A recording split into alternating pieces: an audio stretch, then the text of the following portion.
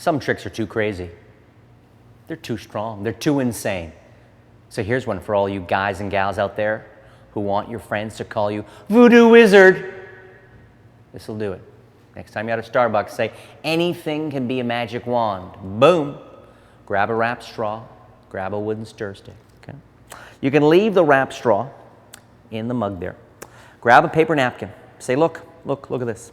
I'm going to wrap the napkin like this. And we're going to try, listen, and actually snap the stir stick about in half. And look. 1, 2. And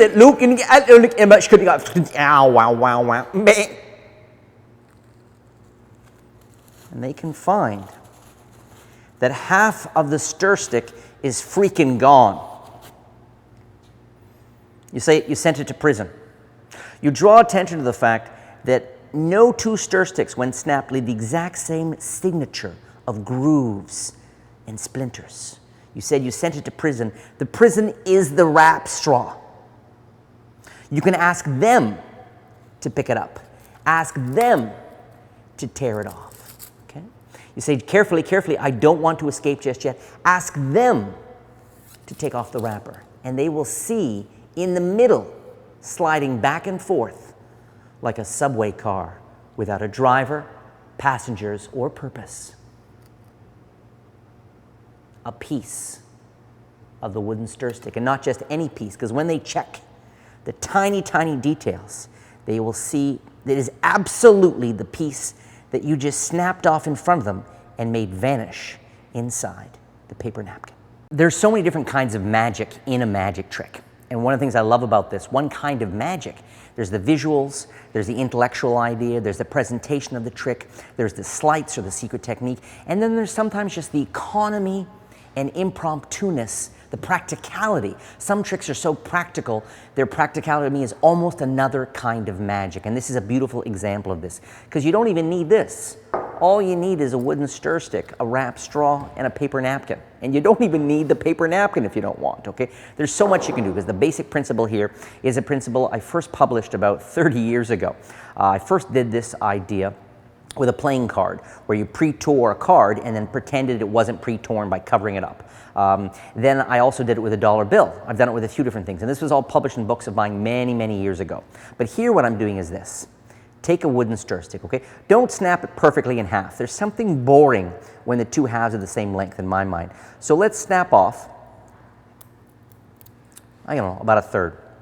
And when you snap it off, try to snap it off where, I mean, I got really lucky here. This is a beautiful example because I've got a little, it's so far from perfectly cracked. I got a little one sticking out there, and that's going to be the perfect piece now to really nail that these two really did come from each other, okay? Now I take this, and I don't even have to unwrap the straw. All I do is take the rounded end, press it up against the end of the straw and the wrapper, and you can slide that sucker right through the paper. And now, without having to tear anything off, it is now inside and sliding from one end to the other. The piece is inside there, and you could literally hand this to someone and say, casually take a look at that, and it's only because they might feel it inside, okay? Other than that, I mean, it's just the tiniest little slit, so it's just a beautiful secret load-in that you can do virtually in front of your friends, okay? So, the next part of this is you can put this in here, in a glass if you want, but I strongly advise you to instead, if this is your secret setup, okay, and this is your secret setup, and you're going to have this in your pocket, or you can even have this just sitting under there. So the whole thing is ready to go, okay? And yet it looks, even you're so far ahead. I mean, it's so much fun. So you're here. So what I advise you to do is, rather than using a glass, though a glass is nice, or a mug, is you could have someone put their hand on it, or have someone hold their 2 fingers and be very careful. Say they should be exactly 8 inches from the table, and do not move them. In fact, rest your hands or rest your elbows so you do not move. And now you pick this up and put it between their 2 fingers and have them hold it like that. That's so beautifully dramatic, okay? That's the lock off. Say, do not move. Now, this is about presenting lines. And when I presented this to you guys, for example, I hid the pre-broken part in my fingers, okay? And rather than keeping my fist like this, or like this, okay, or like this even, okay, as casually, I try to line up the knuckles to continue the line of what should be the stir stick, okay? So by lining up the knuckles, I create this strong impression that the sturgeon, and I'm just holding it right at the very tip between my thumb and finger, really extending that. I mean, that looks exactly, and this line subtly sells the idea it's there. And in fact, notice that rather than holding this from the beginning like this and this like this, if I mirror the two, now this line sells the idea that it's continuing. It's a beautiful, subtle way to sell the illusion, okay? So someone's holding that. I've got this. Now, if you want to do it barehanded, all you do is take your thumbnail, press it here against the end, and you'll get, I don't know if it'll pick it up here in the studio, but you can get a nice snapping sound, okay, with your nail pressing like that. Now, to really add to it, because all I did was I took this, put this in front, and I created a line by folding, and you want to be, this is slightly crumpled, but by folding it like this, I'm continuing the line that isn't there, okay? You want to be careful that when you wrap it, it doesn't suddenly bend like that. That's going to destroy the illusion.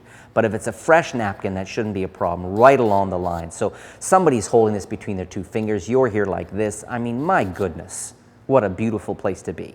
Now I'm going to wiggle this back and forth and sort of use the same illusion, or hold it between thumb and finger, and really let that sucker just snap, okay? And actually tearing a little bit's not going to hurt the illusion either. Boom, like this.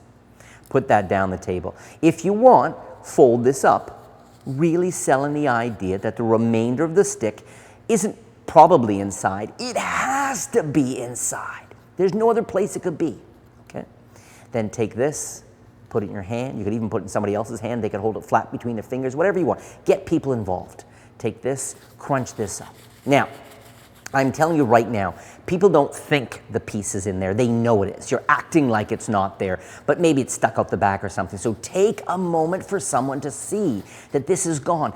Don't get caught up in showing this too soon.